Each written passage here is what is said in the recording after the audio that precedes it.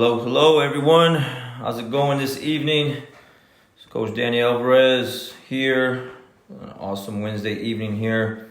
Wait for some of you guys to jump on here, but I'm gonna cover a topic tonight about competition. Lately, I've been sharing some match breakdown footage with my team in our group page, and I got a lot more time to do some things I've been wanting to do.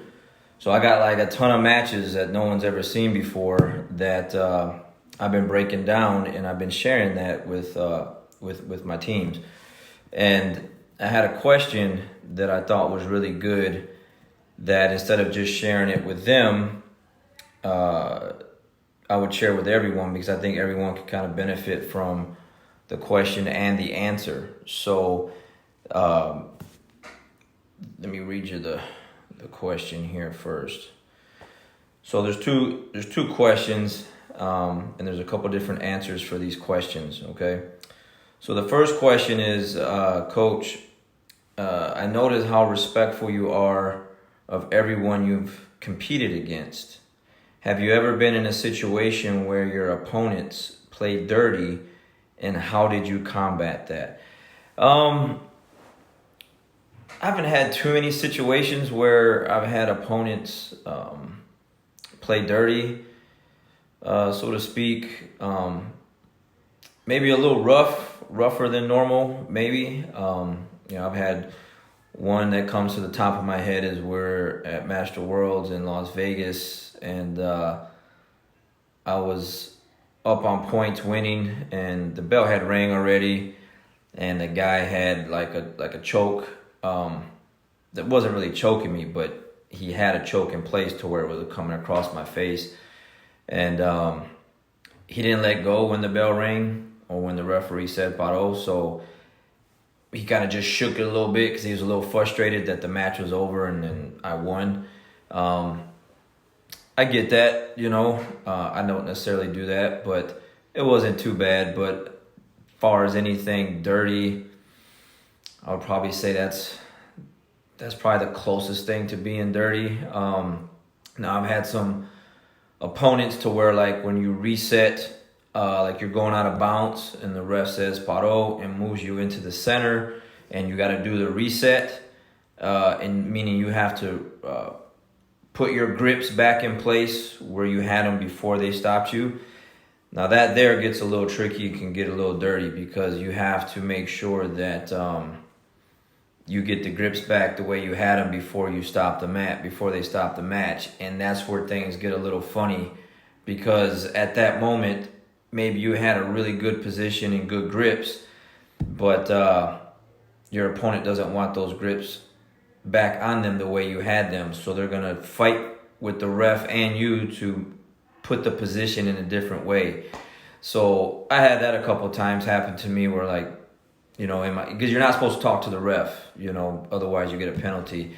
But I did have, just in my mind, like, man, that's not the way this thing was. The way we had it is the way I have it now, and you're cheating, so to speak. But I get it, I get it. It's a high level match, winner goes to the next round and loser goes home. And so when you're down on points, you're in a bad position, you're going to fight. Not me necessarily, but, certain individuals will try to get that little edge and try to put things differently the way they had them before we reset the match. So I haven't had too many instances where I felt personally, and I fought a lot. I mean, I've been competing consistently since 2002, okay? Never taken a break since 2002. So I never really felt I had, instances like that. But I will share with you this. I did have, one time I went to Brazil, we're in Rio, and I lost to this individual. He's a black belt, really, really good. He's a beast. And I lost. And I don't think I placed that day. But anyways, I lost the match, right? So years later, years later, this is important, years later, he came from Brazil and came up to the States. So it was in Las Vegas, and it was where they had like all the other Vegas Opens, not where they have them now. But it was just me and him in the division. And I was sick that day. I had all kind of stuff going on, respiratory, blah, blah, like mucus, all this stuff. And I was thinking about pulling out of the match or whatever. And it's kind of hard to do because I went there with a few students, I think like 5 or 6 students. And like being the leader and the coach and everything, I was like, man, I just felt bad doing that. So I went ahead and fought.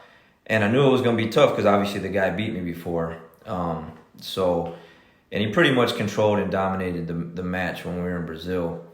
But this time that we locked horns again on this particular day in Las Vegas, I beat him, and I beat him like one-sided. The score I think was like 7-0. And when we went to shake hands afterwards, he didn't want to shake hands, which for a black belt, I think that's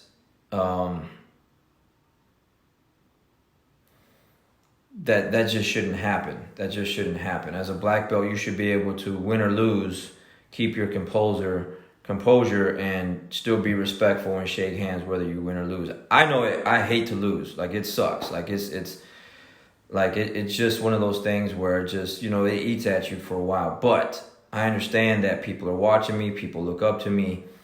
And I have my obligation and duty as a black belt to make sure I try to uphold that as much as possible. So I have to shake hands whether I want to or not, no matter how salty I get inside and how bad I'm hurting inside because I lost. I got to shake hands. So the ref will normally like bring you together and shake hands, and you give a hug, and then you just go about your merry way after the match, right? Well, he took off, stormed off the mat, and didn't shake hands. So I was like, okay, whatever, because I won the match. So it was the final, so there was no match after that. So when we went to the podium, they call your name for the podium, and you're supposed to go up there, get your medal, go up on the podium, take your picture. You're supposed to be in uniform, if it's gi or no gi, not in street clothes. So like if I walked up to the podium with my hoodie on, they would make me take it off and put my uniform back on, put my gi back on, and then go up there and take my picture. Well, they were calling this guy. I'm going to leave the name out of it because that's not really important. It's just going over the fact of, what I went through. And they're calling him, and he wasn't coming. So I was like, man, he ain't going to show up. So I'm probably going to take the picture by myself, whatever. So he finally shows up after like 30 minutes, okay? But of course, like I said, he's Brazilian, and the ladies at the table, the medal table, were Brazilian too, so they're speaking Portuguese. I have no idea what they're saying. But he took his medal off the table and then went the other direction and never came back. So I ended up taking the picture on the podium with my gold medal by myself. But it's not like I didn't have a match. I had a match. I beat an opponent that I lost to, and it was really good. And so that's just something as a black belt, not just black belt, but any belt. Like, I'm hard on my kids in competition about that. Any of my kids that compete, teens or whatever, you gotta go to the podium. You gotta go to the podium and just suck it up. Put the medal around your neck. Take your picture, smile or not, all right? And then you're just done with it. I've had students throw their medals in the trash. I don't do that. I hang my medals up, silver, bronze, whatever. They go on the wall in the academy because they all have a story to tell, and they all have a reminder for me of what happened on that day and what I needed to fix and blah, blah, blah, and whatever else. So just a tip for anyone that decides to compete or is a competitor, especially at black belt, you got to go up there. You got to shake hands with your opponent, man. And you got to go up to the podium and take a picture, and then just it's over before you know it, and then be done with it. But to not go up to the podium because you lost, just kind of shows some true character in a black belt, which was really an eye-opener for me because that never happened to me before. And it's not a good look, and you don't want to have that look because you don't know who's watching you and who's looking to see something like that happen. So years later, I saw him again because he must have went back to Brazil, because I haven't seen this guy in a long time. I think that was in 2013 when I won that match in Las Vegas, and I think I fought him in 2010. So 2010, I lost. I fight him in Las Vegas. I win. He doesn't shake hands. He takes his medal. He takes off. But I saw him last year at Master Worlds. No, was it Master Worlds? I think it was American Nationals. Anyways, in Las Vegas last year. And he saw me. We caught eye contact. And because a lot of the black belts I do talk to, and then, some I don't. Obviously, I didn't talk. I'm like, didn't really plan on talking to him. But he came up to me and kind of made the gesture like, like it was his bad. I'm not gonna hold no grudges. This is what it is. I got the gold medal in my case at the academy. I won the match, and it is what it is. So, so that's why I wanted to bring that up today. So no one that really played dirty too much, but far as like an incident like that shouldn't really happen. And I had another situation where I lost to an individual before, and then we ended up years later in the same bracket in California this time. And I think it was the American Nationals, but in California when they had it in Carson, for those that remember that, because now the American Nationals is in Las Vegas. And we were on opposite sides of the bracket, and I won my match. I think I won 2 matches. He won his matches, but then he lost. This guy that beat me lost in the semifinal, and I ended up beating the guy that he lost to. So when you go up to the podium, I'm in first, the guy that I beat's in second, and then you have the 2 other guys in third place. Well, the guy that I lost to, that I'm now in first place in his bracket, in his division, didn't want to really give me the satisfaction of going up to the podium to where I'm in first place and he's in third place. But when he beat me, I stood in the second place spot and took the picture.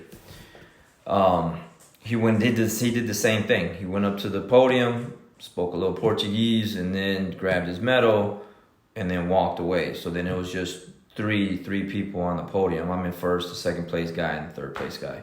So,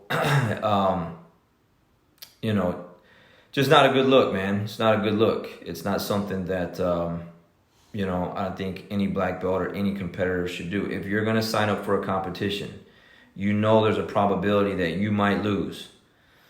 You got to prepare for that. And you got to suck it up, and you got to go up there and you got to shake hands, and whether you win or lose. Because if you won the medal, if these 2 guys would have beat me again, they would have went up there. They wouldn't have had to like fly home or go somewhere, whatever. They would have took that medal, got on the first place spot, and I would have been standing in second or third or wherever the case may be. Okay, so I keep that in mind always. I've won a lot, and I've definitely had my share of losses. I always go take my picture. It's not a really fun place to be, man. You want to go walk it off, breathe it off, and stuff like that. But you have an obligation to go up to that podium and take your picture. And then it's a really bad look if you take it off right away and throw it in the trash. You want to throw it away, I recommend you throw it away. I don't recommend you throwing it away at all. But if you're going to do that, don't do it where everyone can see you. It's not a good look. It shows bad sportsmanship, okay? So I have a lot of talk with those kind of things with my students that compete, stuff like that.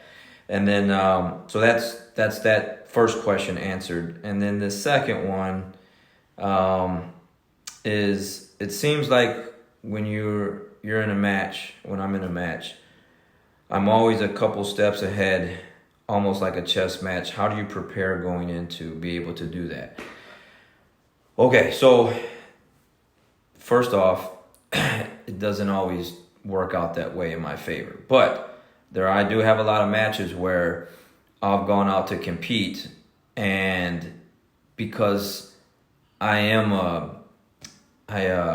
like to start fast in the match. I don't really hesitate. I don't really, I don't like a lot of stalling. I like to get right to the mat. I like to get right to it right away. So the mindset is, the sooner I can get my game going, the sooner I can start implementing my game plan and my techniques and the things that I feel the most comfortable with and put myself in the positions that I'm most comfortable with, my confidence level starts to rise and everything starts to flow together. But I've had those matches before because with all these years of competition under my belt, I realized like if I hesitate, deer in headlights kind of thing, you go out there and just a split second just take too long to implement whatever you need to do, and then your opponent does that, he implements his game. Now I got to go into their game, defend their game, stop their technique, stop their moves, stop, fight myself out of their web. And that's really hard to do depending on who you're competing against, because there's a lot of really good players out there. If you're black belt, especially at black belt, it's tough no matter where you go. But there's some tougher than others without a doubt. And so if you allow someone to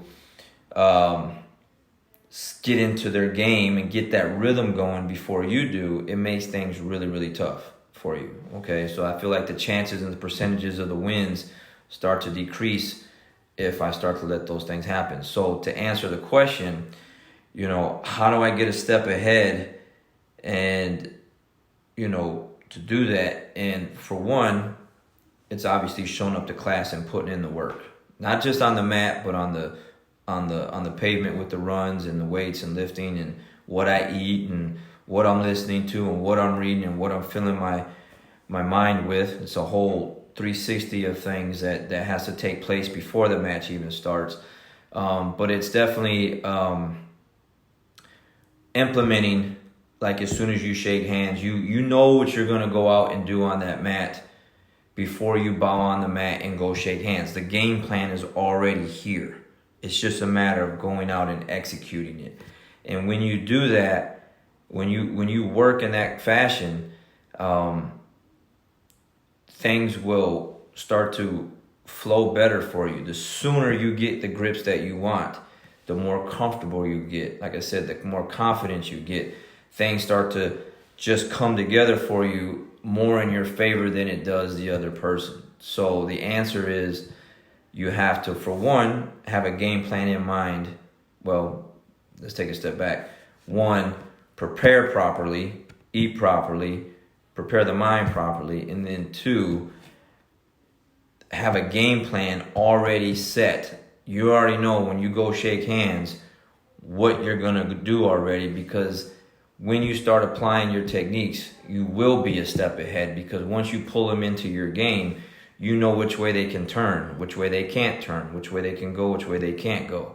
And so that's what helps. And what happens is when you go out there, which I've seen a lot of people do, my students, and like I said, at one point, I was like that as well. You're just out there just kind of going with the flow. And it's tough because you have no idea. You have no roadmap, right? It's like using your phone, the GPS, and, I want to go to a certain restaurant in Dallas, so to speak. I know where Dallas is at. I don't know where the restaurant's at.